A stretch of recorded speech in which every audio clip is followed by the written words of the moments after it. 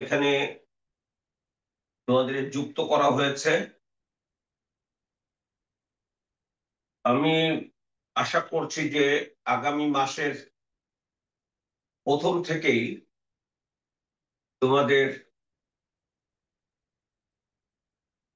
Class test শুরু করব। ধরো 3টা বাংলাদেশ বিষয়াবলী হলো, তার উপরে একটা ক্লাস টেস্ট হবে। 3টা আন্তর্জাতিক বিষয়াবলী হলো, একটা ক্লাস টেস্ট হবে। 20 নাম্বার ওই 3টা ক্লাসের উপরে।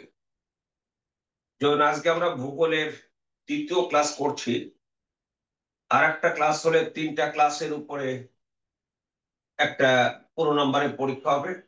ঠিক একইভাবে নৈতিকতা, মূল্যবোধ, সুশাসন। আর তোমাদের আমি আশা করছি যে আগামী 3-4 দিনের মধ্যে এই মাসের আজকাল তো 23 তারিখ, শেষের দিকে মানে 27-28 তারিখের দিকে আমি তোমাদের এই মাসের সাম্প্রতিক যে বিষয়গুলো তোমাদের জানা প্রয়োজন, তথ্যগুলো জানা উচিত, সেগুলোর একটা পিডিএফ দিয়ে দিব। আর চেষ্টা করব সেখানে তোমাদেরকে সাথে নিয়ে হোক অথবা সাথে না নিয়ে হোক, সেটার একটা ভিডিও করে দিতে, কেন এগুলো গুরুত্বপূর্ণ, কেন আমরা এগুলো তথ্য জানতে চাইব। যেমন সাম্প্রতিক সময়ে আমাদের আহ তোমরা কি এরকম নাম শুনেছো? তোমার হেনলি প্যাটার্নস নামে কোনো সংস্থা? Henley patterns.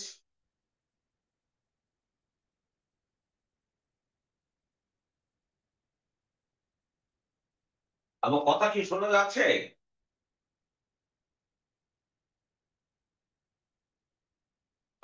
আমার কথা শুনতে পাচ্ছো? জি স্যার, কথা শোনা যাচ্ছে। ক্লাসের একজন বলো। জি স্যার। হ্যাঁ, শোনা যাচ্ছে। এখন সেটা হলো, আমি বলছিলাম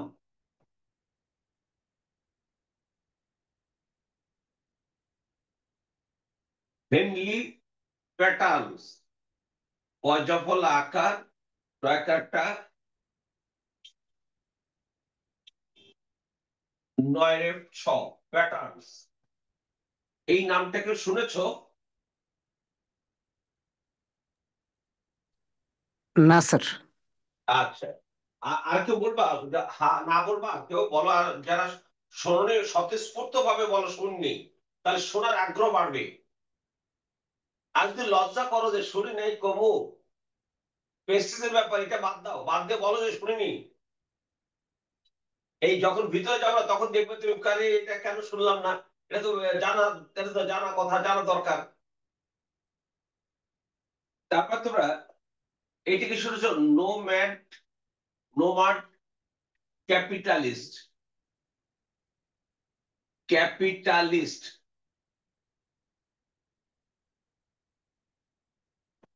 তাহলে দুটো বললাম, একটা হচ্ছে হেনলি প্যাটার্নস, আর একটা হলো নোম্যান ক্যাপিটালিস্ট। এই দুটোই কিন্তু একটা বিষয়ের সাথে জড়িত। সেটা হলো বিশ্বে প্রতিটা দেশের অন্য দেশে যাওয়ার জন্য পাসপোর্ট লাগে না?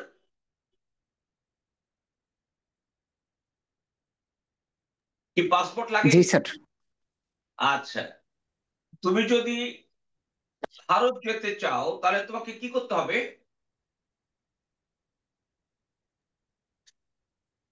প্রথমত পাসপোর্ট দেন ভিসা। ভিসা নিতে হবে, ভিসা। যদি আমেরিকায় যেতে চাও ভিসা নিতে হবে না? ভিসা। জি স্যার।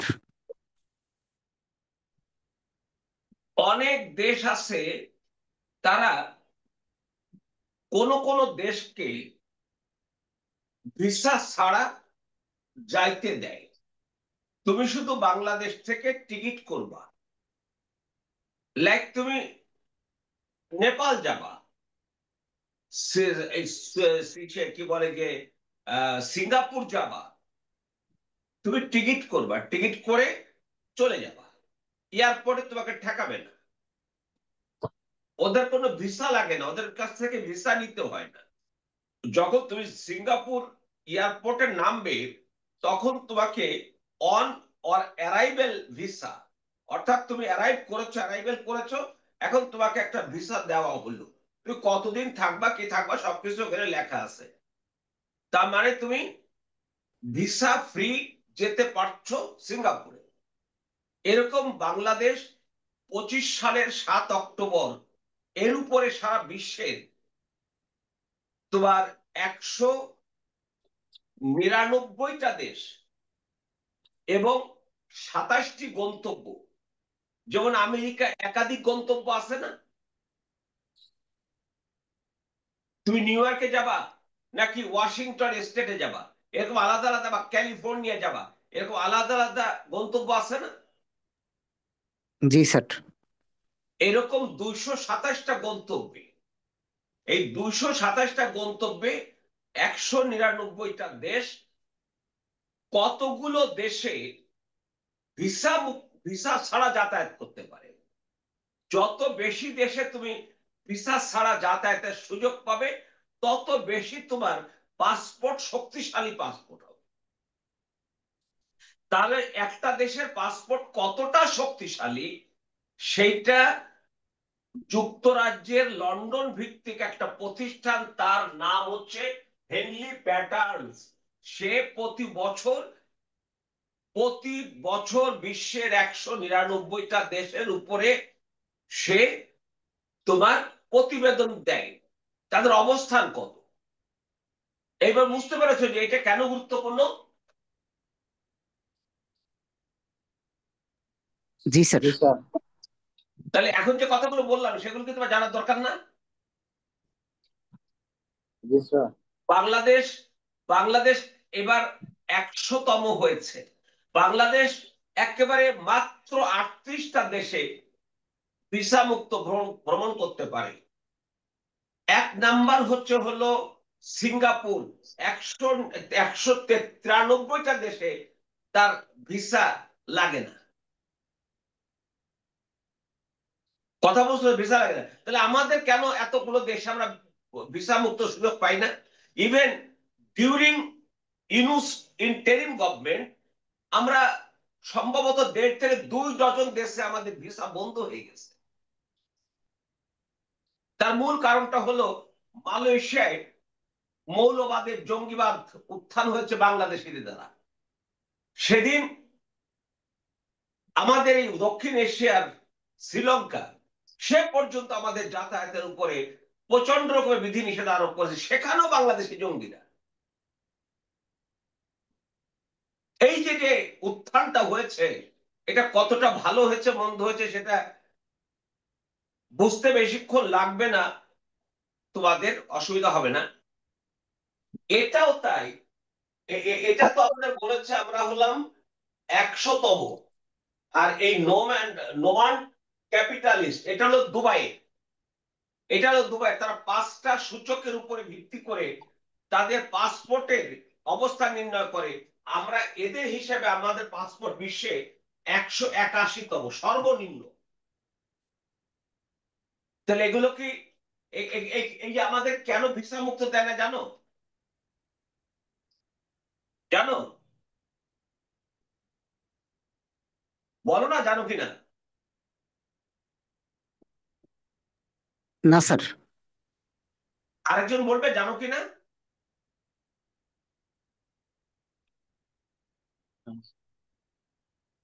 তোমরা ক্লাসে কে কে আসো।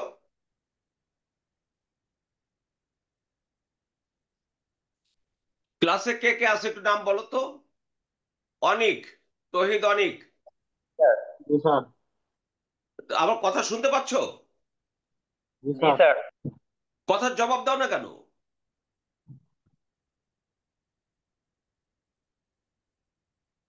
কি মানে জানি না এই কথা বলতে কষ্ট হয়। না স্যার।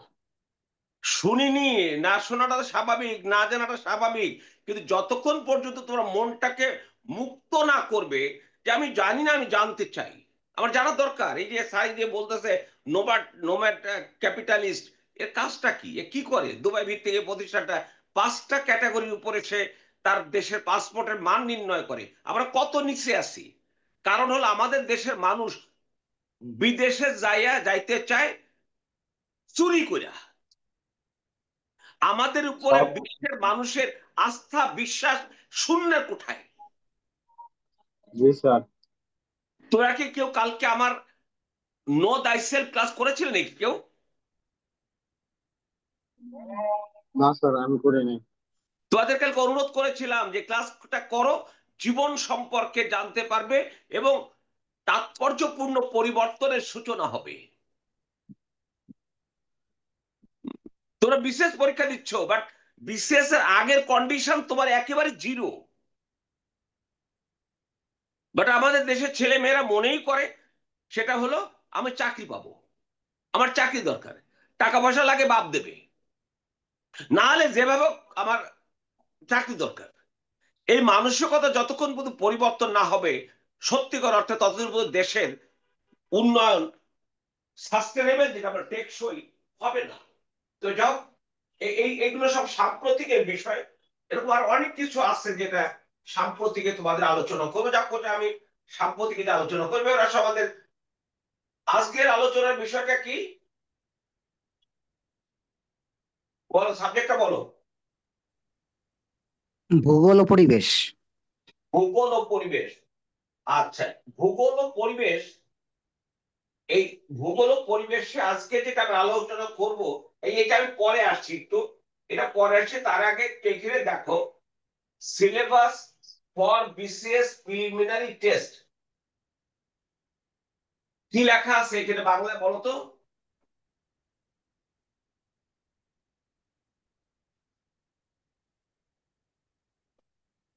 এই যে বাংলায় কি লেখা আছে?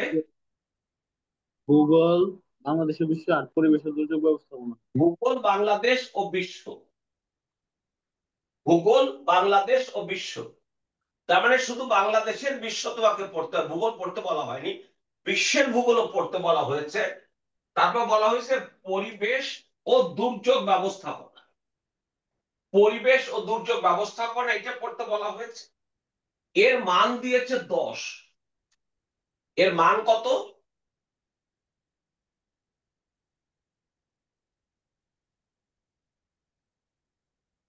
বলো, ভূগোলের মান কত? 10। 10।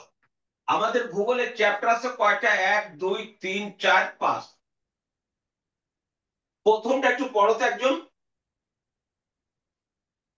বাংলাদেশ ও জলভিত্তিক ভৌগোলিক অবস্থান বাংলাদেশ ও সীমানা আঞ্চলিক ভৌগোলিক অবস্থান, সীমানা, পারিবেশিক, আর্থ সামাজিক ও ভূ রাজনৈতিক গুরুত্ব।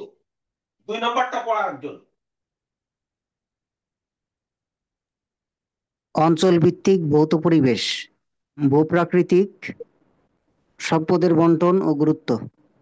3 নম্বরটা আরেকজন পড়ো।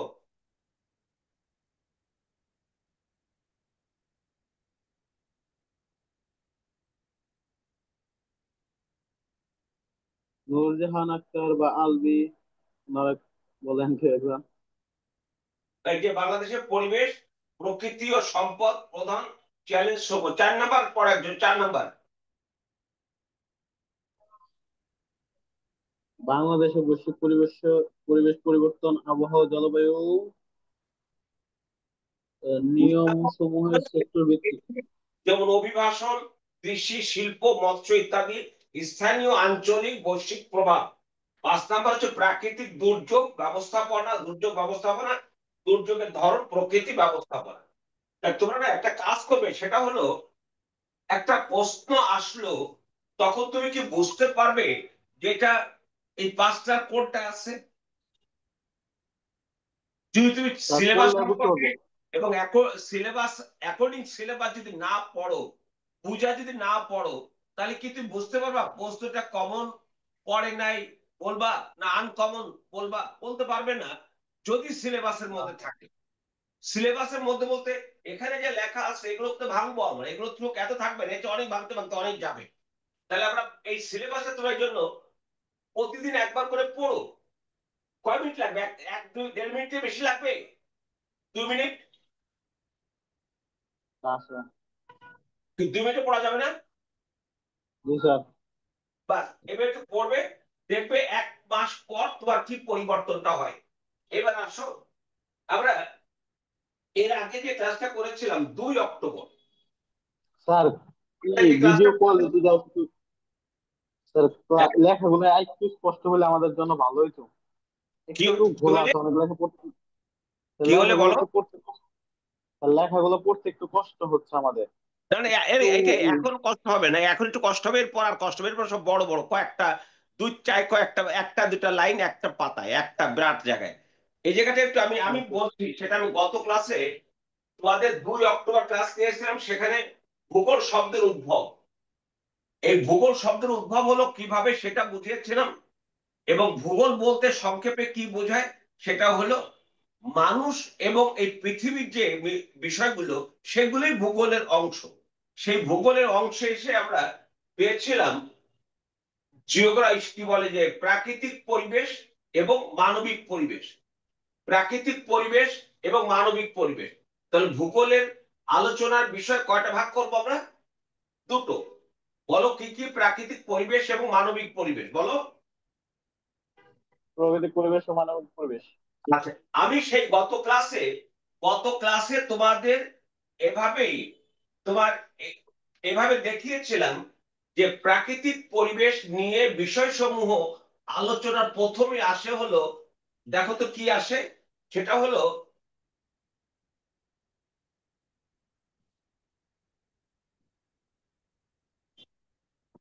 দেখো জিওমরফোলজি, জিওমরফোলজি, যার বাংলা হচ্ছে ভূমিরূপ বিদ্যা। তাহলে দেখো, প্রাকৃতিক পরিবেশ নিয়ে বিষয়সমূহ আলোচনা প্রথমে আসে হলো, বলো জিওমরফোলজি, শব্দটা উচ্চারণ করো। জিওমরফোলজি। জিওমরফোলজি, তার বাংলা কি? ভূমিরূপ বিদ্যা। এইটা আসে। ওই দিন আমরা ভূগোলের কত রকমের বিদ্যা আছে, যেমন তোমার ওই মাটির নিচের যে প্রাকৃতিক সম্পদ, সেটাও একটা ভূগোলের অংশ, একটা একটা বিদ্যা, আলাদা একটা সাবজেক্ট আছে। আবার ধরো তোমার কি বলবে যে আহ, বাণিজ্য নিয়ে ভূগোল আছে, বাণিজ্যিক ভূগোল আছে, অনেক ভূগোল আছে, কিন্তু প্রথম যেটা আসে সেটা হলো জিওমরফোলজি বা ভূমিরূপ বিদ্যা। এই ভূমিরূপ বিদ্যা আলোচনা করতে গিয়ে আমরা সেখানে দেখেছি। এবার আসো, এখান থেকে যেটা বলছিলাম সেটা হলো এই যে জিওগ্রাফি বা ভূমিরূপ বিদ্যা। তাহলে আজকে আমাদের আলোচনার বিষয়টা হবে হলো জিওমরফোলজি বা ভূমিরূপ বিদ্যা। গত ক্লাসে আমরা বলছিলাম তাহলে মানে পরিবেশ, পৃথিবীর যে পরিবেশ, এটা দুই ধরনের, একটা হচ্ছে প্রাকৃতিক আর একটা হচ্ছে মানবিক। প্রাকৃতিক পরিবেশ আর একটা হচ্ছে মানবিক পরিবেশ। তাহলে ভূগোলে পরিবেশ ভাগ কয়টা?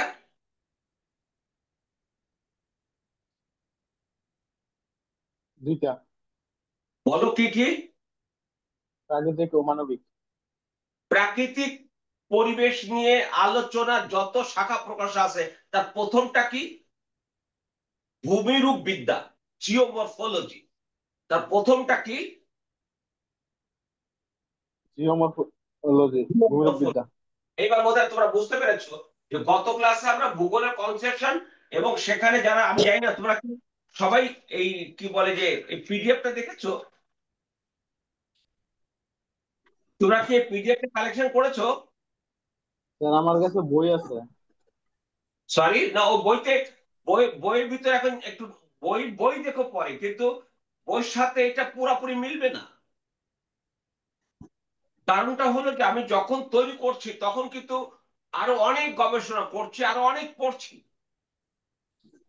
তো সেখানে তুমি এটা তোমার প্রিন্ট না করলেও চলবে। তুমি যদি মনে করো যে প্রিন্ট করবে না, প্রিন্ট করতে 2-3 টাকা লাগবে, করো না। কিন্তু কথা হলো, তুমি এটা কি দেখেছো যে ওই যে আহ, তারপরে যেমন আছে এখানে আমার তোমার কি কি বিদ্যা,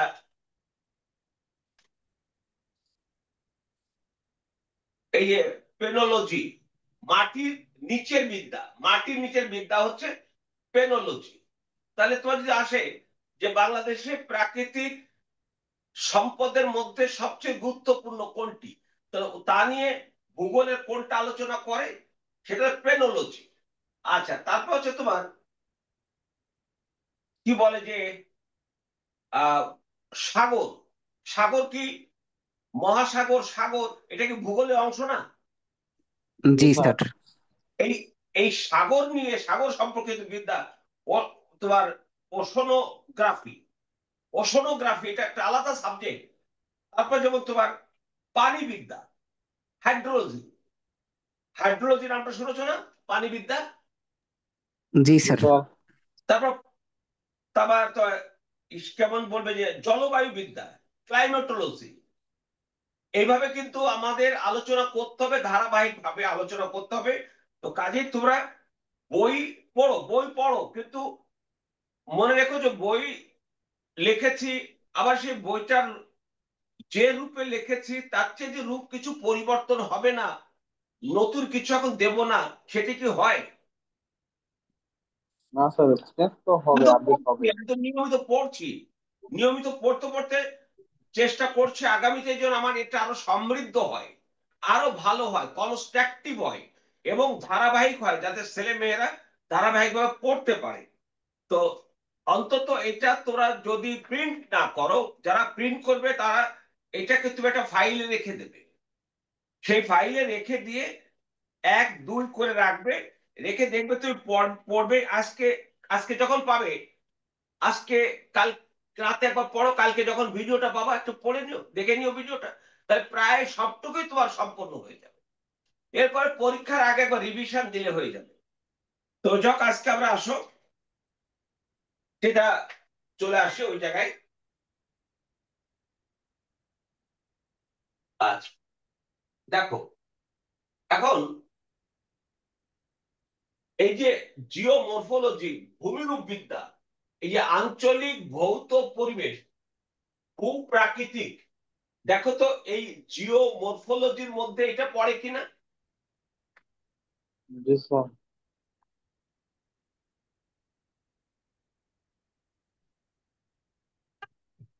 ভূমিরূপ বিদ্যা, এই ভূমিরূপ বিদ্যার মধ্যে আঞ্চলিক ভৌত পরিবেশ, ভৌত মানে কি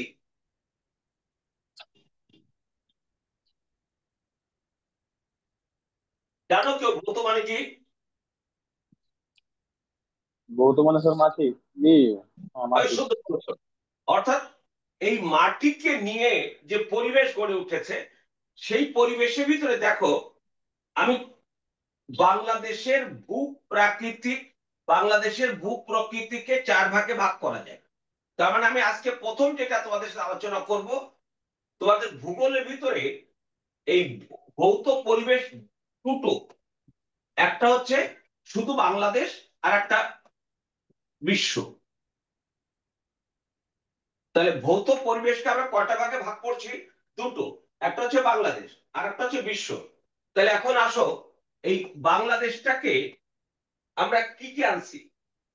দেখো তো, বাংলাদেশের ভূ প্রকৃতিকে 4 ভাগে ভাগ করা হয়। টারশিয়ারি যুগের পাহাড় সমূহ। পাহাড় তো এই মাটিরই অংশ, তাই না? এই ভূ প্রকৃতির অংশ পাহাড়, তাই না? তাহলে আমরা কি কি জি পাচ্ছি? স্যার। টারশিয়ারি যুগের পাহাড় সমূহ, তারপরে প্লাইস্টোসিন যুগের সোপান বা চত্বর সমূহ, সাম্প্রতিক কালের প্লাবন সমূহ, যেখানে আমরা বদ্বীপ পাবো, উপকূলীয় সমভূমি। তাহলে বাংলাদেশের, তুমি যখন এটা জানবে অঞ্চল ভিত্তিক ভৌত পরিবেশ, বাংলাদেশের ভৌত পরিবেশটাকে বা ভূপ্রকৃতিকে কয়টা ভাগে ভাগ করা হয় বলো? 4টা বাজে। 4 ভাগ। এখান থেকে প্রতি বছর প্রশ্ন আসে, প্রতি বছর কোন না কোনো প্রশ্ন এখান থেকে আসবে, তুমি নিশ্চিত থাকো। তাই 4টা স্যার। ভাগ বলো তো, একদম জোরে জোরে পড়ো তো। স্যার একটা প্রশ্ন ছিল আগে স্যার। প্রশ্ন বলো। স্যার ভৌত পরিবেশ বলতে কি বোঝায় আরেকটু যদি বলতেন স্যার। বোঝাচ্ছি। ভৌত পরিবেশটা হলো এই ভূমির উপরে কি কি প্রাকৃতিক বৈশিষ্ট্য আছে, পাহাড় আছে, পর্বত আছে, সমভূমি আছে, মালভূমি আছে, উপত্যকা আছে, এরকম আছে না? জি স্যার। এখানে জি স্যার। সাগর, মহাসাগর, নদ নদী এগুলো এখানে আসবে না। তাহলে এখানে একদম মাটি নিয়ে যে কথাগুলো আসবে, তাহলে আমাদের বাংলাদেশের যে মাটির, বাংলাদেশের যে ভূমি, ভূ প্রকৃতি চারটা ভাগে ভাগ। এই চারটা ভাগের বড় তো কি কি এখানে? টারশিয়ারি যুগের পাহাড়সমূহ, প্লাইস্টোসিন যুগের সোপান বা চত্বর ভূমিসমূহ, সাম্প্রতিককালের প্লাবন সমভূমি বা বদ্বীপ, উপকূলীয় সমভূমি। আর এইবার আমরা একটা একটা করে আলোচনা আসি। আঞ্চলিক, এবার আমরা আঞ্চলিক, দেখো এটা হলো বাংলাদেশ, তাই না? আর আঞ্চলিকে দেখো তো কি আছে? সমভূমি, মালভূমি, মরুভূমি, পর্বত, পর্বতমালা, পর্বত শৃঙ্গ, গিরিপথ। স্যার এইগুলো প্রবল। আজকের ক্লাসে আমাদের এটা আলোচনা করব না। আজকের ক্লাসে আলোচনা করব বাংলাদেশটা। আমি আগামী যেদিন ক্লাস নেব সেদিন এইগুলো সব তথ্য আকারে তোমাদের সামনে আনবো। এখানে অনেক প্রশ্ন আছে, অনেক ডেফিনেশন জানতে হয়। ডেফিনেশন আছে যে কাকে বলে, কাকে বলে, সেটা তুমি এক বাক্যে, হয়তো কয়েকটা শব্দ দিয়ে একটা বাক্য উত্তর হবে। এভাবে ছোট ছোট করে শিখবো। তাহলে আসে এবার আমাদের আজকের আলোচনা। তাহলে আজকের আলোচনাটা কি বলো? স্যার আমার একটা কোশ্চেন আছে, বাংলাদেশের ভূগোল থেকে আমি দুই তিনটা বই তিন ভাগে বিভক্ত পাইছি। আপনার হ্যাঁ, বইতে তিন ভাগ। স্যার বাংলাদেশের ভূপ্রকৃতি তিন ভাগে বিভক্ত। তুমি না, দুইটা বই। ভাগে বিভক্ত না, এটা 7 ভাগকে বিভক্ত করেছে, 6 ভাগও করেছে। বেশিরভাগ ভূগোলবিদ এসে একটা জায়গায় এসে এই চারটাতে উপনীত হয়েছে। এখানে আরো আছে, 3টা না, 6টাও আছে, 7টাও আছে। আমরা ওদিকে যাব না, এই জন্য না যাব না স্যার, আপনার যে বইতে তিনটা তিনটা লেখা, হ্যাঁ, আর তুমি, একটা ডাইজেস্ট আমি তিনটা পাইছি, এই জন্য হ্যাঁ, বললাম। সরি, আপনার বইতে আপনার না বই না, তিন ভাগে বিভক্ত শোনো লেখা। শোনো, তুমি কথা শোনো। বইতে যেটা আছে, কয়টা আছে? 4টা আছে না? না তিনটা স্যার। উপকূলীয় সমভূমি বইতে আছে তো। মানে স্যার বাংলাদেশ, মানে এখানে লেখা আছে বাংলাদেশের ভূপ্রকৃতি তিন ভাগে বিভক্ত আপনার বইয়ে। ওই ওই ওই হ্যাঁ, ওই উপকূলে 3টা হয়তো ভুল আলাদা করা হয়েছে, আছে। 3টা হয়তো ভুল হয়েছে, তোমার লেখা আছে 4টাই।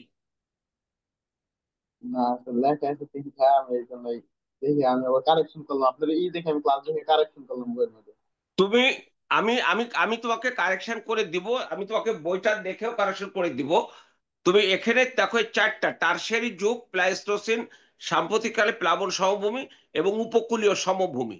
উপকূলীয় সমভূমিটা খুব আলোচনার খুব একটা বেশি কিছু নাই, যেগুলো ওইগুলোতে যত বেশি আলোচনা আছে এটা তত বেশি আলোচনা নেই। এই জন্য এটাকে অনেকেই গ্রাহ্য করে না, অনেকে গ্রাহ্য করে না। সরি, আমি ওটা 3টে জায়গায় 4টে করে দিব, অসুবিধা নেই। তোমরা তাহলে এবার আসো, আমরা চলে আসি এবার বাংলাদেশের প্রাকৃতিক ভূপ্রকৃতি। ওই 4টা ভাগ, তাই না? এই দেখো তো কি আছে, ভূগোলের 4টা ভাগ। প্রথম ভাগে কি আছে? টারশিয়ারি যুগের পাহাড় সমূহ। আমাদের টারশিয়ারি যুগের পাহাড় সমূহ, এটা কোন কোন জায়গায় আছে বলো?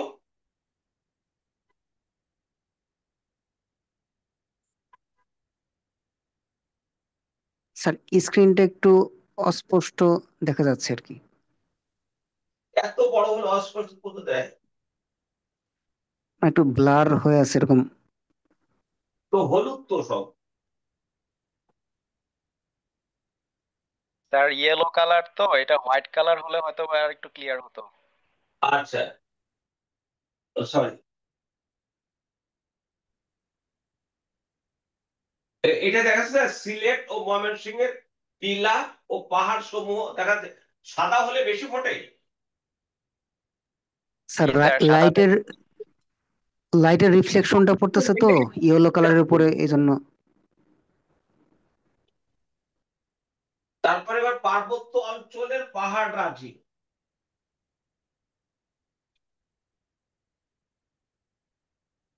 এখন কি এই শফিক, একটু বড় হতো।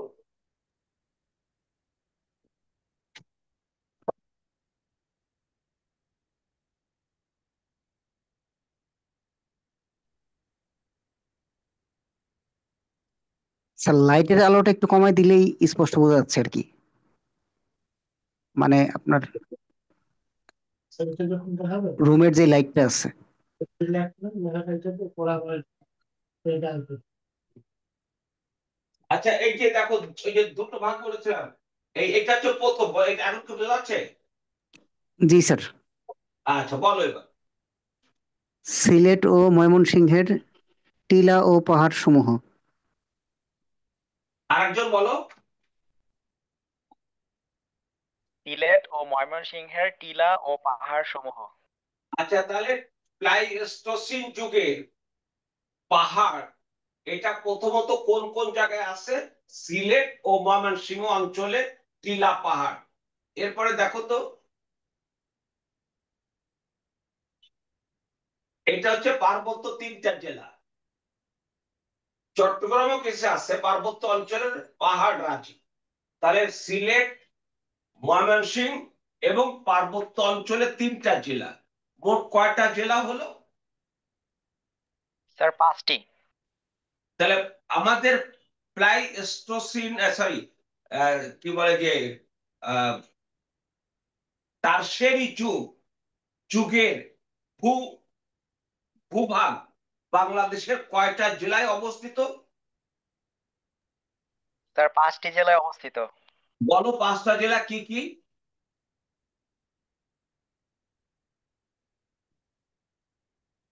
সিলেট, ময়মনসিংহ, রাঙামাটি, বান্দরবন এবং খাগড়াছড়ি। এইবার বলো।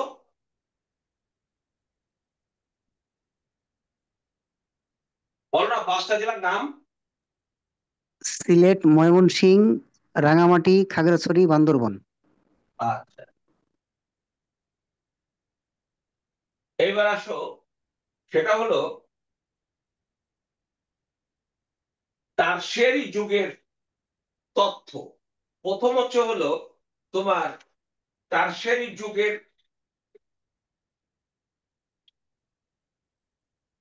এখন কি বোঝা যাচ্ছে সব? জি স্যার। আচ্ছা, আমরা আমরা কি কি তথ্য জানবো টারশিয়ারি যুগে, দেখো তো। স্যার টারশিয়ারি যুগের সময়কাল। সময়কাল একটু শুনে নেবে। 6,60,00,000 বছর আগে ধারণা করা হয় এটা শুরু হয়েছে এবং এখন থেকে 26 লক্ষ বছর আগে সমাপ্ত হয়েছে। অর্থাৎ 6,60,00,000 বছর আগে শুরু হওয়া, 6,60,00,000 বছর আগে শুরু হয়ে তোমার 26 লক্ষ বছর আগ পর্যন্ত এই টারশিয়ারি যুগের সময়কাল। তাহলে টারশিয়ারি যুগের সময়কাল যদি আমাদেরকে বলা হয়, তখন তুমি এইটুকু মনে রাখবা, সেটা হলো তোমার 60,60,00,000 বছর পূর্ব থেকে তোমার 26 লাখ বছর পূর্ব পর্যন্ত। এই জন্য এটা এখন সুপ্রাচীন কালে এই বিষয়টি। এবার আসে এই যে অবস্থান। অবস্থান বললে যে তোমরা বললে যে অবস্থান, তার সেই যুগের অবস্থান আমাদের এরকম যে দক্ষিণ পূর্ব, উত্তর ও উত্তর পূর্বাঞ্চল। দিক যদি বলা হয় তাহলে ওইভাবে বলবো, আর যদি অঞ্চল বলা হয় তাহলে আমরা বলবো ময়মনসিংহ, সিলেট, ময়মনসিংহ এবং পার্বত্য অঞ্চল। এবার আসো 3 নম্বরে কি বলা আছে? বৈশিষ্ট্য। এই অঞ্চলের যে বৈশিষ্ট্য হচ্ছে আসামের লুসাই এবং মায়ানমারের আরাকান পাহাড়ের সমগোত্রী। আমাদের টারশিয়ারি যুগের যে পাহাড়, সেটা হচ্ছে আসামের লুসাই পাহাড় এবং মায়ানমারের তোমার কি বলে যে আরাকান যে পর্বতমালা, তার সমগোত্রী। তা আমাদের বাংলাদেশের টারশিয়ারি যুগের যে পাহাড়, সেটা কোন কোন অঞ্চলের সমগোত্রীয়, মানে আগে তো হয়েছে, একই সময় হয়েছে বা একই সাথে হয়েছে, এখন দেশ আলাদা হয়ে গেছে, সেজন্য ওদের সাথে আমরা তুলনা করছি। সেটা হচ্ছে বৈশিষ্ট্য। বৈশিষ্ট্য হচ্ছে আসামের লুসাই পাহাড় এবং মায়ানমারের আরাকান পাহাড় বা পর্বতমালা সমগোত্রীয়, একই গোত্রীয়, মানে একই ক্লাসের, একই শ্রেণীর। এইটা ক্লিয়ার হয়েছে এবার বৈশিষ্ট্য?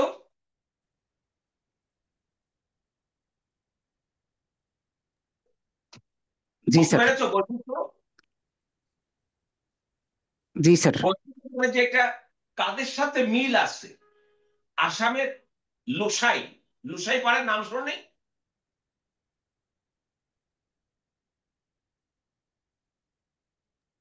জি স্যার। শুনেছো লুসাই জি পাড়ার স্যার নাম? শুনছি, জি স্যার শুনছি। আর আরাকান পর্বতমালা? জি স্যার, আরাকান পর্বতমালা। ওই ওইগুলো একই সমসাময়িক সময় হয়েছে বাংলাদেশের যে অঞ্চলটায়, সেটা এখানে তোমাকে বলছে। তারপর তোমার সর্বোচ্চ পর্বত শৃঙ্গ, কি বলে যে অংশ বিশেষ সর্বোচ্চ পর্বত শৃঙ্গ, বাংলাদেশের সর্বোচ্চ পর্বত শৃঙ্গের নাম কি? তাজিং ডং। তাজিং ডং। আচ্ছা, তাজিং ডংয়ের জি উচ্চতা স্যার। হচ্ছে 1231 মিটার। দ্বিতীয় সর্বোচ্চ পর্বত শৃঙ্গের নাম কি? ইডিয়ন। কেও কানাডা, যা 1230। এইটা গেল এই অবস্থায়। এইবার আসো প্লাইস্টোসিন।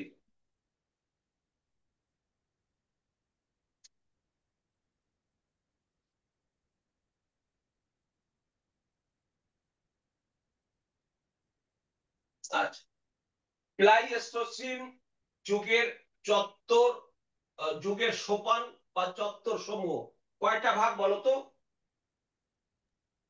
3টা ভাগ স্যার। 3টা। প্রথম হচ্ছে বরেন্দ্র ভূমি, সবাই বরেন্দ্র ভূমির নাম শুনেছো না? জি স্যার, তারপর মধুপুর, ভাওয়ালগড়, শুনেছি জি স্যার। স্যার, বালুঘাট। পাতামতি ও লালমাই উচ্চভূমি। এই 3টা হচ্ছে আমাদের প্লাইস্টোসিন যুগের সোপান বা চত্বর। আর আমাদের বাংলাদেশের ওই 5টা জেলায় হলো তোমার একবার প্রথম যেটা আমরা বলছিলাম, সেটা হলো যে তোমার টারশিয়ারি যুগের আর প্লাইস্টোসিন যুগের এই 3টা। এবার আমরা এই 3টা একটু আলাদা আলাদা আলোচনা যাব। সেটা হলো আহ বরেন্দ্র ভূমি, এটা দেখো। এবার আসলে বরেন্দ্র ভূমিতে আসে, বরেন্দ্র ভূমিতে এসে প্লাইস্টোসিন, এই প্লাইস্টোসিনের আমরা সময়টা জানবো যে কখন এটা কিভাবে আসলো।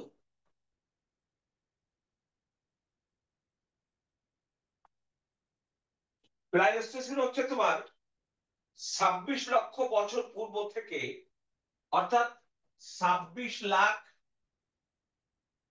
বছর পূর্ব থেকে 11,700 বছর পূর্ব পর্যন্ত এই প্লাইস্টোসিনের এই চত্বর সমূহ গড়ে উঠেছে। এখন আসে আমরা বরেন্দ্র ভূমির অবস্থানটা কোথায়। বরেন্দ্র ভূমির অবস্থানটা কোথায় বলতো, কেউ কিছু বলতে পারো কিনা? স্যার রাজশাহীতে। আচ্ছা, বরেন্দ্র ভূমি যদি তোমার এটা প্রিলিমিনারিতে আসলে 4টা নাম থাকবে। এর ভিতরে যদি বলা হয় যে উপরে কোনোটাই না, তাহলে উপরে 3টায় আছে, মানে 3টায় নাই, কোনোটাই নাই। আবার ধরো উপরে 3টায় আছে, হতে বা দিতে থাকলো উপরের সবগুলো, তখন ঘ উত্তর হবে। আচ্ছা, এবার বলছি সেটা হলো আমাদের রাজশাহী বিভাগ, তারপরে রংপুর বিভাগের অধিকাংশ, দিনাজপুর, রংপুর, পাবনা, রাজশাহী, বগুড়া, জয়পুরহাট জেলা, এবং পশ্চিমবঙ্গের একটা অংশ আছে আমাদের এই বরেন্দ্র ভূমি আছে পশ্চিমবঙ্গে। পশ্চিমবঙ্গের কি আছে? উত্তর দিনাজপুর। আমাদের বাংলাদেশে যেমন দিনাজপুর আছে না, জি স্যার। ওইটা একসময় আমাদের ওই ভারতে যখন অবিভক্ত ছিল, অর্থাৎ 47-এর 14 আগস্টের আগ পর্যন্ত একটা দিনাজপুর ছিল। ওদের দিনাজপুর আবার একটা হচ্ছে উত্তর দিনাজপুর, একটা হচ্ছে দক্ষিণ দিনাজপুর। দক্ষিণ দিনাজপুর। দিনাজপুর সে কি বলে যে আহ পশ্চিমবঙ্গের সম্পূর্ণ দিনাজপুর, উত্তর দিনাজপুর, দক্ষিণ দিনাজপুর, আচ্ছা, আর হলো মালদা জেলার একটা অংশ। মালদা জেলাটা কোন জায়গাটা বাংলাদেশের কোন বর্ডার অঞ্চলে মালদা পড়েছে? স্যার রাজশাহীর পাশ দিয়া, রাজশাহী। চাঁপাইনবাবগঞ্জ। চাঁপাইনবাবগঞ্জের সাথে। চাঁপাইনবাবগঞ্জ এর শিবগঞ্জ একটা হচ্ছে একেবারে মালদা বর্ডারের সাথে। এবং যখন মালদা যে শহরটা, এটার নাম বহু প্রাচীন এলাকায় ছিল তোমার হলো কি বলবে যে মুসলিম আমলে এটার নাম ছিল লক্ষণাবতী। লক্ষণাবতী, তার আগে এটার নাম ছিল গৌড়। গৌড় নাম ত্রয়োদশ শতাব্দীতে 1204 সালে যখন ইত্যাদি মোহাম্মদ বিন বখতিয়ার খলজি বাংলা বিজয় করলেন, এবং তখন নদিয়া ছিল রাজধানী, সেন বংশের আমলে নদিয়া ছিল রাজধানী। এই যে রাজধানী, তাহলে নদিয়া রাজধানী ছিল কোন আমলে?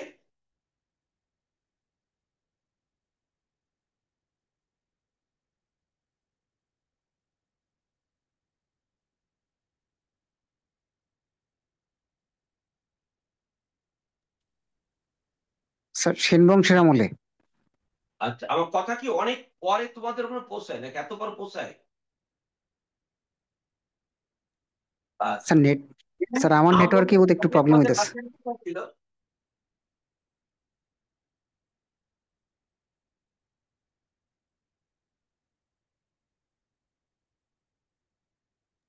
জি স্যার। জানো কেউ? সেনের আগে পাল বংশের, পাল আমলের রাজধানী কোথায় ছিল?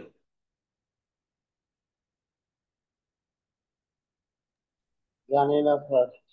পুন্ড্রবর্ধন, মহাস্থানগড়, বগুড়া জেলার করতোয়া নদীর তীরে, এখন যেটার নাম মহাস্থানগড়, তারই প্রাচীন নাম পুন্ড্রবর্ধন, পুন্ড্রনগরী। এটাই ছিল পাল আমলের সময় রাজধানী।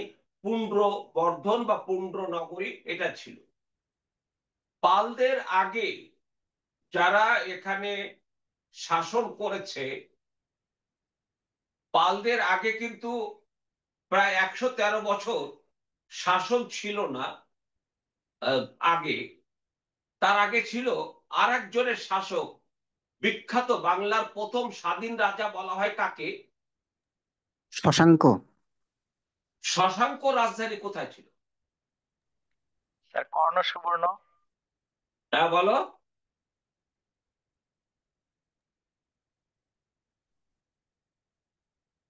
এটা ছিল কর্ণ সুবর্ণ। কর্ণ সুবর্ণ এটি হলো এখন পশ্চিম বাংলার মুর্শিদাবাদ জেলার তোমার কি বলে যে আহ মুর্শিদাবাদ জেলার রাঙামাটি, ওই সময় যে জায়গার নাম ছিল রাঙামাটি, সেটি হলো এখন যেটার নাম রাঙামাটি, সেটি শশাঙ্কের সময় নাম ছিল কর্ণ সুবর্ণ। তাহলে কর্ণ সুবর্ণ কার রাজধানী ছিল? স্যার শশাঙ্কের। শশাঙ্কের। পাল আমলের রাজধানী কোথায় ছিল? পুন্ড্রবর্ধন। সেনা আমলের রাজধানী কোথায় ছিল? মালদা। না,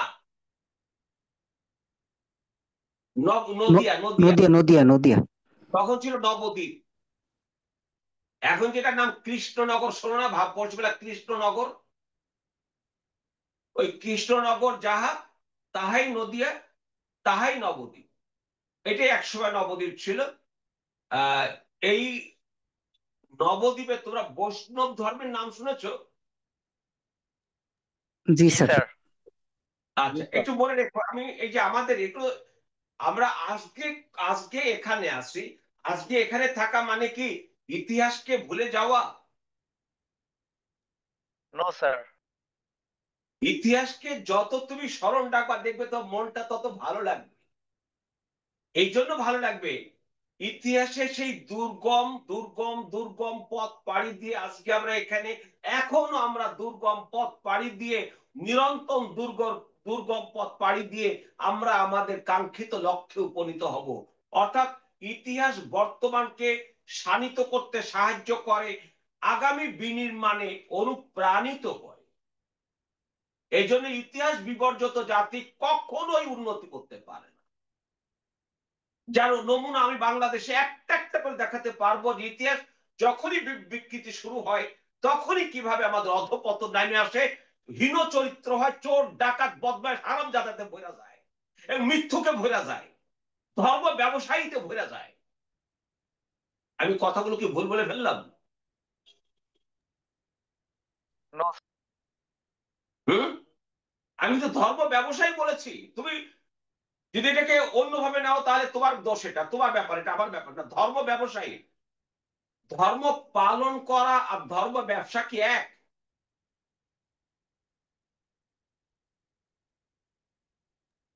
যারা ধর্ম পালন করে তাদেরকে কি বলে? ধার্মিক।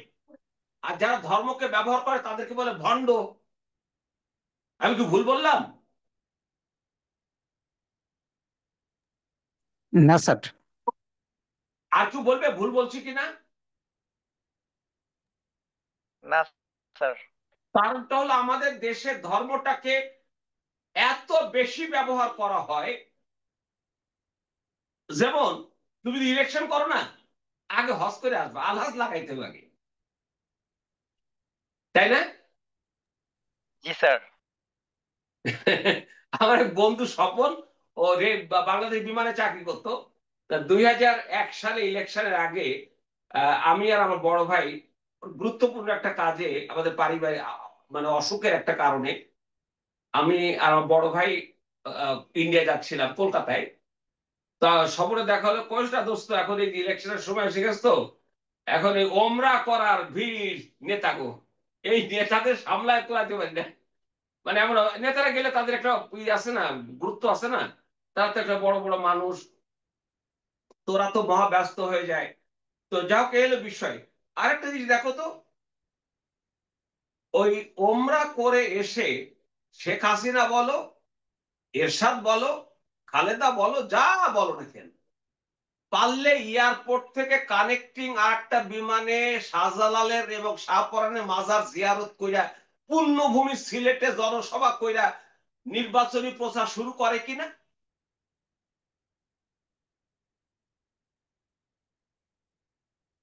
ঠিক ঠিক বলছি? জি স্যার। আচ্ছা, সবাই তো যায়, সবাই কি যেতে? না স্যার। তাহলে হজ কি কাউরে জিতায়? না স্যার। শাহজালাল শাহপরান কি ওখানে ঘুমায় আছে আমাদের জিতানোর জন্য? এটা কি আমি এটাকে আমি ধর্মকে ব্যবহার বলবো না? আমি শাহজালালের মাজার জিয়ারত করতে যাব, এটা আমার ধর্মীয় আমার একটা আবেগ যে আমাদের দেশে আউলিয়া, এদের মাধ্যমে আমাদের দেশে ইসলাম এসছে, আমি সেই মুসলমান একজন সন্তান, আমি গিয়েছি, একবার গিয়েছি, আমি মন ভরে সেখানে জিয়ারত করেছি। আমার সাথে তো রাজনীতি নেই, আমি রাজনীতি করি না। এই জন্য আমি আমার মেয়ে, তোদের আন্টিকে নিয়ে গিয়েছিলাম, অনেকক্ষণ বসেছিলাম, নামাজ পড়েছি, মোনাজাত করেছি, মনে হয়েছে যে এখানে একজন মহান মানুষ আছে। আমি তো তা হতে পারবো না, একটু তো ভালো হতে পারবো। ভালো মানুষ তো, ভালো মানুষের সান্নিধ্যে যদি থাকো তুমি, ভালো মানুষ হতে ইচ্ছা করবে না? তাহলে আমরা কে জন্য স্মরণ করি? ইতিহাসে মহান মানুষদেরকে স্মরণ করা হয় এই জন্য যে তোমরা আরো উন্নতি করো, আরো উন্নতি করো। তারা তোমাদের জন্য এত জীবন প্রাণ দিয়ে তোমাদের জন্য কাজ করে গেছেন। তো তাদের প্রতি আমাদের শ্রদ্ধা যদি না থাকে, তাহলে সত্যিকার অর্থে আমার নিজের প্রতি শ্রদ্ধা থাকবে না। তো যাও, যেটা বলছিলাম সেটা আসো, চলে আসো। বরেন্দ্র ভূমি এটা গেল, এটা হলো অবস্থান। এবার দেখো বরেন্দ্র ভূমির অবস্থানটা হচ্ছে হলো কোন জায়গায়? অবস্থা হচ্ছে আহ উত্তর পশ্চিম বলবে, এরপর এলাকা, এই এলাকা বললাম। বরেন্দ্র ভূমির মাটি, মাটির রং কিরকম? মাটির রং হচ্ছে ধূসর লাল বর্ণের। তাহলে বরেন্দ্র অঞ্চলের মাটির রং কেমন? ধূসর ধূসর লাল এবং বর্ণের। লাল বর্ণের। এবার চলে আসো, আমরা চলে যাই পরেরটায়।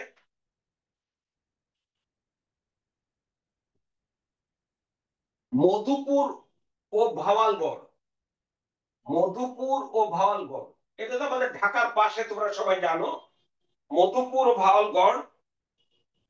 এই মধুপুর, এই যে ভাওয়াল, ভাওয়াল শব্দের অর্থ কি জানো তোমরা? ভাওয়াল শব্দের অর্থ হচ্ছে বনাঞ্চল। আমরা বলি না ভাওয়াল রাজা, এই বনাঞ্চল, ভাওয়াল মানে হচ্ছে বনাঞ্চল। ওখানে প্রচুর বন ছিল, বিশেষ করে শাল বন এত ছিল। আমি কখন সেই 1980-র দশকে, তারপর তো বহুবার গিয়েছি, এখন না সেই বনাঞ্চল আর বনাঞ্চল নেই, কেটে কুটে একেবারে সয়লাব হয়েছে। ওই 80-র দশকে, 90-র দশকে একটা পর্যন্ত যতবার গিয়েছি, মনে হচ্ছে এখানে প্রাণ ভরে অক্সিজেন নেওয়া যায় এবং 100 ভাগ বিশুদ্ধ অক্সিজেন নেওয়া যায়, এতটাই ভালো। এবং শুষ্ক মৌসুমে যখন পিকনিকে গেছি বনাঞ্চলে, তখন সেই শুকনো পাতাগুলো মাড়িয়ে মাড়িয়ে হাঁটতে, এই যে ভালো লাগা, সেই ভালো লাগাটা সেখানে এখন আর নেই। তাহলে যা দাঁড়াচ্ছেটা হলো, ভাওয়াল শব্দর অর্থটা কি?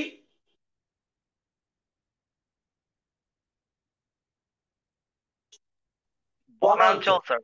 বনাঞ্চল মনে রাখবে, আমি কথা কথা বলছি, কালকে ভিডিওটা দেখবে।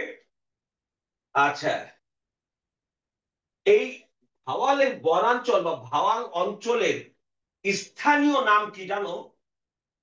এই যে, ওই যে বললাম না গাজীর বন, গজারি বনকে বলা গাজীর বন, স্থানীয় মানুষ বলে গাজীর বন। তারপর হলো ভাওয়াল গড়ের অবস্থান, এর হচ্ছে ময়মনসিংহ, টাঙ্গাইল, গাজীপুর, ঢাকা জেলার অংশ বিশেষ। তারপর হলো মাটির রং, মধুপুর ভাওয়াল গড়ের মাটির রং লালচে ও ধূসর বর্ণের। তারপর হচ্ছে আহ তোমার এই যে, এটা হচ্ছে বদ্বীপ, এটা এটা আমি পরে আলোচনা করছি বদ্বীপটা কিভাবে আসছে।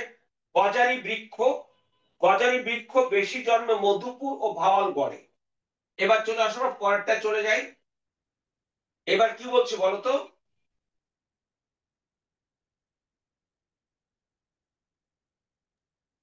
ময়নামতি ও লালমাই উচ্চভূমি এটা কোথায়? কুমিল্লাতে। কুমিল্লায়। এটা কুমিল্লায়। আহ তোমার এটা প্রায় 34 বর্গ কিলোমিটার অঞ্চল এটা। এর উচ্চতা হচ্ছে 11 মিটার, সরি 21 মিটার। এটারও মাটির রং হচ্ছে নুড়ি বালু শঙ্কর মিশ্রিত। রংটা হচ্ছে লালচে, লালচে রং, নুড়ি বালি এবং শঙ্কর, গুঁড়ো গুঁড়ো শঙ্কর আর কি মিশ্রিত। আচ্ছা, লালমাই পাহাড়ের অবস্থান কুমিল্লা শহর থেকে 8 কিলোমিটার পশ্চিমে। এটা গেল। এরপর আসো সাম্প্রতিক কালের,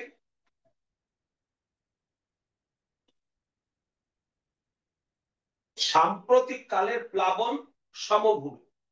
এটা হচ্ছে হিমালয় পাদদেশীয় পলিজ ভূমি।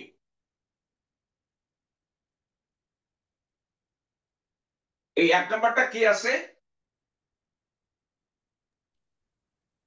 হিমালয় পাদদেশীয় পলিজ সমভূমি। আচ্ছা, হিমালয় থেকে যখন পানি নিচের দিকে আসে, তখন সে কি বহন করে নিয়ে আসে? পলি। সেডিমেন্ট। পলি। এই পলি এসে হিমালয় থেকে ভারত, এই সমস্ত নেপাল হয়ে সর্বশেষ ভূখণ্ড তো বাংলাদেশ, তাই না? জি স্যার। তাহলে আমরা গর্বভরে বলতেই পারি, হিমালয় পাদদেশীয় পলিজ সমভূমি। বাংলাদেশে যে পলিযুক্ত, পলিযুক্ত যে সমভূমি, সেই পলিটা আসছে হিমালয় থেকে। হিমালয় থেকে পলিটা এসছে, সেইটা কথা আমরা এখানে আসো তারপরে বলি। এবার আসো, সেটা হলো জলাভূমি। জলাভূমির ভিতরে আমরা কি কি বলছি দেখো তো।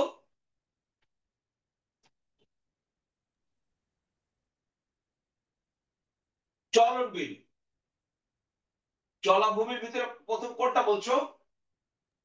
চলন বিল। এটা চলন, চলন বিল হবে ভূমিটা। এটা একটু কারেকশন করে নিও, আমি কারেকশন করতে পারি কালকে। চলন ভূমি হবে। না, জলাভূমি হচ্ছে চলন বিল। চলন বিল। তোমাদের যদি বলা হয় যে মিঠা পানির মাছের প্রধান উৎস কি, কোন জায়গাটা, কি বলবে? চলন বিল। মিঠা পানির মাছের প্রধান উৎসটা হচ্ছে চলন বিল। তারপর সিলেটে হাওর। এখানে যখন আমরা ওইখানে যাব তখন সেই হাওর নিয়ে অনেক আলোচনা হবে। হাওরের ডেফিনেশন কি, বাওরের ডেফিনেশন কি, খালের ডেফিনেশন কি, নদীর ডেফিনেশন কি, কত মিটার পানি প্রবাহিত হলে কোনটাকে নদী বলে, কোনটাকে নদী বলা যাবে না, ইত্যাদি ইত্যাদি অনেক কিছু বলা হবে। তারপরে হলো গোপালগঞ্জের জলাভূমি, তারপরে ঢাকার বিল। এইগুলো হলো সব আমাদের জলাভূমি। জলাভূমি এই ভূগোলের অংশ, সেটা হচ্ছে আমাদের প্লাবন সমভূমি। এবার আসো বদ্বীপ। এই বদ্বীপ নিয়ে আমরা একটা আলোচনা করব। বদ্বীপের ভিতরে দেখো তো কি আছে: মৃতপ্রায় বদ্বীপ, পরিণত বদ্বীপ, সক্রিয় বদ্বীপ, জোয়ার ভাটা বদ্বীপ। তাহলে বদ্বীপ কয় প্রকার? 4 প্রকার। বলো। 4 প্রকার। নামগুলো বলো।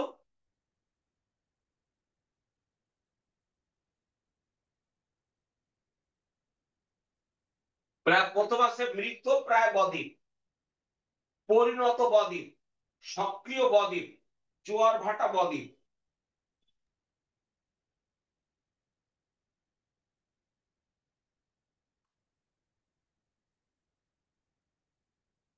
আচ্ছা, মৃতপ্রায় মানে মারা গেছে, মারা যাচ্ছে সেখানে। আর এটা হলো আমাদের যশোর, ফরিদপুর, খুলনা, ওই অঞ্চলটা যেখানে একসময় পলি জমতে জমতে জমতে বদ্বীপ হয়েছিল। এখন আর সেখানে পলি জমার কোনো সুযোগ নেই। এই জন্য সেটাকে মৃত প্রায় বা মারা গেছে এরকম একটা বদ্বীপ বলা হয়। তাহলে মৃত প্রায় বদ্বীপ বলবে হলো তুমি এভাবে যে নদী, নদ নদীর গতিপথ পলি জমে বন্ধ হয়ে গেছে এবং নদ নদীর প্রধান কাজ করার ক্ষমতা হ্রাস পেয়েছে। এ ধরনের বদ্বীপের মধ্যে রয়েছে দক্ষিণ পশ্চিম অঞ্চলে যশোর, কুষ্টিয়া, ফরিদপুর। তাহলে মৃত প্রায় বদ্বীপ অঞ্চলটা বলবে কোন কোন জেলা? যশোর, ফরিদপুর, আর হলো তোমার কুষ্টিয়া। তাহলে মৃত প্রায় বদ্বীপ কোন কোন জেলার মধ্যে পড়বে? যশোর, ফরিদপুর, কুষ্টিয়া। আচ্ছা, এর কারণটা কি? ওখানে কি নদীর ওই ইসের থেকে, হিমালয় থেকে যেটা আসে সেটার সাথে কি এটার কোনো সম্পর্ক এখন আছে? আমার কি ওখানে আর কোনো মাটি জমাট বাঁধছে?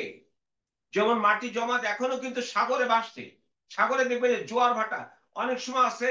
যেমন চন্দ্রগ্রহণ মানে যে সূর্য চন্দ্র আহ 6 ঘন্টা অন্তর জোয়ার ভাটা যে হয়, সে সময় না হঠাৎ হঠাৎ করে দেখা যায় যে এক জায়গায় বালি জমে গেছে। জোয়ারের সময় জমেছে, ভাটার সময় সেটা ফুলে উঠছে। এটা জোয়ার ভাটা। এরকম এরকম দেখো, তুমি যখন দেখবা যে আহ জোয়ার এসছে, সেই জোয়ারে না অনেক বালু টালু এগুলো এসছে। ভাটার সময় সেগুলো নেমে যায়নি, ভাটা যে বাঁচে দেখলো ওটা উঁচু হয়ে গেছে। এটা হচ্ছে জোয়ার ভাটা। সে বদ্বীপ। বদ্বীপ এটা আছে পরিণত। পরিণত বদ্বীপ বলবে তুমি হলো মানে মধুমতি, ধলেশ্বর নদীর পশ্চিমে এবং মৃতপ্রায় বদ্বীপ, সুন্দরবন মধ্যবর্তী এলাকা পরিণত বদ্বীপ। পরিণত বদ্বীপ মানে হলো এটা পরিপূর্ণ বদ্বীপ হিসেবে পরিণত হয়ে গেছে, একে আর এখানে কিছু করার নেই। সক্রিয় বদ্বীপ হলো যেটা এখনো হচ্ছে, এখনো হচ্ছে, এখনো সেখানে বাড়ছে, এরকম একটা বিষয় সক্রিয়। এটা গাঙ্গেয় প্লাবন ভূমির যে অংশটি ভূমি গঠন নিরন্তর চলছে সেটা সক্রিয়। আর জোয়ার ভাটা বললাম সেটা হলো চাঁদ সূর্যের মহাকর্ষীয় শক্তির কারণে সমুদ্রের জল নিয়মিতভাবে ফুলে ওঠাকে জোয়ার বলে, নেমে যাওয়াকে ভাটা বলে। এই জোয়ার ভাটার শক্তি নদীর মোহনায় পলি বালি অন্যান্য পদার্থ জমতে সাহায্য করে, যা বদ্বীপের জন্ম দেয়। এ ধরনের বদ্বীপকে জোয়ার ভাটা বদ্বীপ বলে। তাহলে এটা গেল। এবার আসো আমরা এই বদ্বীপের, এখানে সব ডেফিনেশন লেখা আছে তোমাদের এই স্লাইডে সব লেখা আছে। এই যে মৃতপ্রায় বদ্বীপ, তারপরে হলো পরিণত বদ্বীপ, ছোট্ট করে এক লাইন লেখা আছে, 2 লাইনে। এরপরে সক্রিয় বদ্বীপ, এরপর হচ্ছে জোয়ার ভাটা বদ্বীপ, তারপর হচ্ছে যে তোমার উপকূলীয় সমভূমি। এই উপকূলীয় সমভূমি এখানে প্রথমে চট্টগ্রাম, 1 নম্বরে চট্টগ্রাম উপকূলবর্তী সমভূমি, মধ্যবর্তী ভগ্ন উপকূল, পশ্চিমাংশের কর্দম উপকূল। এই তিনটাকে আমাদেরকে বলা হয় হলো উপকূলীয় সমভূমি। তাহলে এগুলো তোমরা একবার রিডিং পড়বে। আর তোমরা চেষ্টা করো, আমি অনুরোধ করব, তোমরা যদি ক্লাসে অংশগ্রহণ করো তাহলে তোমাদের জন্য ভালো। আর পরীক্ষা যখন হবে তখন তোমাদের তোমাদের তোমাদের তো বোধহয় ওয়েবসাইটে যুক্ত হয়ে গেছে। তোমরা যারা হওনি তারা ইমেল পাঠিয়ে দেবে। ইমেল পাঠালে তোমাকে ওখানে অ্যাড করে নিবে। আর একটা আমার আছে, সেখানে ফ্রি টেস্ট, সেখানে মাসে 15টা ফ্রি টেস্ট দেওয়ার সুযোগ আছে 20 নম্বরের। আগামী মাস থেকে শুরু হবে। সেখানে বাংলা 3টা, ইংরেজি 3টা, গণিত 3টা, দৈনন্দিন বিজ্ঞান তথ্য প্রযুক্তি 3টা, সাধারণ জ্ঞান 3টা। এই 15টা 20 নাম্বার করে প্রশ্ন হবে। সেখানে যখন তোমরা পরীক্ষার হলে পরীক্ষা দাও না, পরীক্ষার হলে জি স্যার। ওখানে তোমার টাইম দেয়া থাকবে, ধরো সকাল 10টা থেকে রাত 11টা পর্যন্ত। তো যখন খুশি সেখানে ঢুকবে, তোমাদের পাসওয়ার্ড দেয়া থাকবে, ঢুকবে, ঢুকলে তুমি প্রশ্নটা পাবে। পাসওয়ার্ড আমরা টাইম না দেওয়া পর্যন্ত তুমি চেষ্টা করলেও সেখানে ঢুকতে পারবে না। পাসওয়ার্ড দিলে ঢুকবে, ঢোকার পরে তুমি প্রশ্ন পাবে, সময় নির্দিষ্ট করে দেওয়া আছে। ধরো 20টা প্রশ্ন, সময় দেওয়া আছে হয়তো 12 মিনিট। তো 12 মিনিটে তুমি 20টা প্রশ্নের উত্তর করবে। তুমি দুটা না পারো তখন কি হবে জানো? 10টা অ্যান্সার করেছো 12 মিনিটে, ওটা তোমার কাছে সরে যাবে, ক্লোজ হয়ে যাবে, তুমি আর সময় পাবে না। তুমি সেকেন্ড টাইম যদি পরীক্ষা দিতে চাও সেটা পারমিশন লাগবে। ওয়েবসাইটের এই আমাদের এলএমএস বলে আর কি, লার্নিং মানে ম্যানেজমেন্ট সিস্টেম, সেই ব্যবস্থাটা আমি করেছি, অনেক চেষ্টা করেছি, অনেক বিনিয়োগও করেছি, যাতে করে সেখানে তোমরা ফ্রি পরীক্ষা দিতে পারো। যদি তোমরা ফ্রি পরীক্ষার ওখানে যেতে চাও সেটা বলে দিলে এখান থেকে তোমাকে ইমেলটা সেখানেও তোমাকে অ্যাড করে দিবে। সেখানে অ্যাড করে দিবে। ওখানে অ্যাড যারা হয়েছে তারা মূলত অনেকগুলো ছেলে মেয়ে হয়েছে, 30 জনের মতো হয়েছে। আরো ওটার বিজ্ঞাপন যাবে। সেটা হলো ওই তোমার প্রাইমারি শিক্ষক নিবন্ধন, পরে 19তম নিবন্ধন। ওরা প্রায় 400 মতো ছেলে মেয়ে গ্রুপে আছে। তোরা ইনঅ্যাক্টিভ এখানে। মাঝে মাঝে জিজ্ঞেস করে স্যার পরীক্ষা কবে হবে, সার্কুলার কবে হবে। তখন দেখলাম যে এরা বসে আছে, এরা ব্যস্ত হোক, এরা কাজ করুক।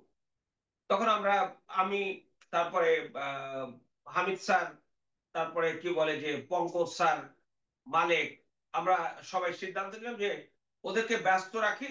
আর আমাদের যেহেতু একটা পোর্শন সবসময় ফ্রি থাকবে, ফ্রি থাকবে, এই ফ্রিতে যারা আসবে তারা ওই ফ্রি টেস্ট গুলো দিতে পারবে। আবার দু তিনটা ভিডিও রেকর্ডও ফ্রি আছে। আবার মাসে অন্তত 3-4টা ছোট ছোট ভিডিও ক্লিপ ওখানে থাকবে। অর্থাৎ কিছুটা হলেও একটা ছেলে মেয়ে সে হেল্প পেতে পারে। এই সুযোগগুলো আমি রাখার চেষ্টা করেছি। তো আর তোমরা দেখো, আমি তোমাদের অনুরোধ করি আগামী মাসের 1 তারিখ থেকে তোমরা যারা ভর্তি হয়েছো তাদের জন্যই আলাদা করে পেইড গ্রুপেরই শুধু ক্লাস হবে।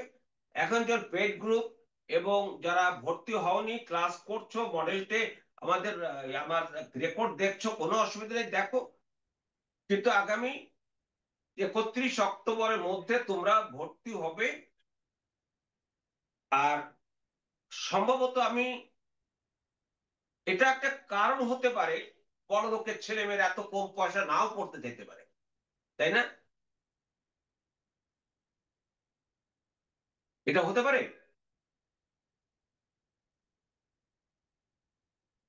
আমার ধারণা হতে পারে, অনেকে বলছে স্যার পয়সা কমালে কিন্তু অনেকে আন্ডার এস্টিমেট করে, এটাও হতে পারে। তো যাই করুক না কেন, যেভাবেই হোক, আমার বলার যেটুকু বলে দিলাম, তারপর তোমাদের যারা থাকবে তাদেরকে পড়াবো, পড়িয়ে যাব, যে কথা দিয়েছি সে কথা রাখার চেষ্টা করব। কিন্তু সেক্ষেত্রে আমি 1 তারিখ থেকে যারা ক্লাসে থাকবে তারাই শুধু পাবে, রিপোর্ট পাবে, পিডিএফ পাবে। যারা থাকবে না, যদি উপযুক্ত কারণ থাকে তাহলে পাবে, নাহলে পাবে না। তোরা ক্লাসে কয়জন ঢোকো? আজকে ক্লাসে কে কে ঢুকেছো নাম বলো তো। স্যার আমি হ্যাঁ, কে বলছো? স্যার আলভি বলছিলাম। অনিক। হ্যাঁ, তারপর আর কে আছো বলো? রহমান। জি স্যার, এমন রহমান। আর কে আছো? স্যার আমি আলভি। স্যার আমি তো পেইড ব্যাচে ভর্তি হওয়া স্টুডেন্ট। হ্যাঁ স্যার আমার তো সম্পূর্ণ টাকা পেড করা। হ্যাঁ, তুমি তো আসো, অসুবিধা কি? না লেখা এটাই আছে, যারা যারা যা সব ওই আমার লোক লিখে রাখছে, অসুবিধা নেই। হ্যাঁ, কামাল। সালাম আলাইকুম স্যার, ফেনী থেকে হ্যাঁ কামাল। ফেনী, তুমি তো আগে কথা কইতা। আহ, আজকের একটা ছেলে আমাকে একটা প্রশ্ন করেছিল, সে কি ক্লাসে আছো? আজকে স্যার আমার ওই এখানে ওই ইয়া করলে ওই আপনার মাইক্রোফোন অন করলে আমার বাতি জ্বালা চেঁচামেচি করে স্যার, এই জন্য আচ্ছা, অন তুমি করলে একটা ক্লাসে। ওর নাম বোধহয় কি, নামটা আনান টানান এরকম কিছু হবে। সে কি আসো ক্লাসে? সে আবার প্রশ্ন করেছে, বাংলাদেশ বিশ্বে চাল উৎপাদনের 3য়, তারপরও আমরা কেন চাল আমদানি করি, এবং রিসেন্টলি আমরা দুবাই থেকে চাল আমদানি করতেছি বেশি দামে।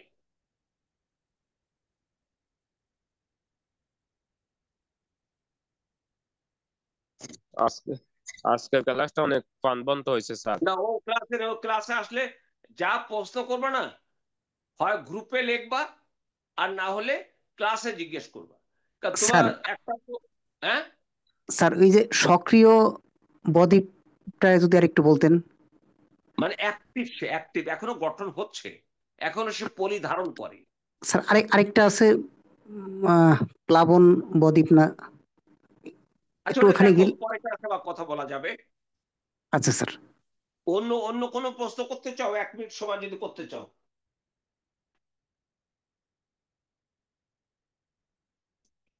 স্যার প্রশ্নটা তো ভালো প্রশ্ন ছিল, চাল উৎপাদনের। না, ওটা করবো, ওটা পড়াবো তো। এই স্যার এ, এ, দলমানি একটা কথা বলছিলেন স্যার, হ্যাঁ, শুনতে পাচ্ছেন স্যার? বলো তোমার নেক্সট। আজকে হলো কি বার? আচ্ছা, আজকে তো হলো বৃহস্পতিবার, আগামী রোববারে কথা হবে। ভালো থেকো, ধন্যবাদ। ধন্যবাদ স্যার। ধন্যবাদ স্যার। হ্যাঁ, ভালো থাকবে।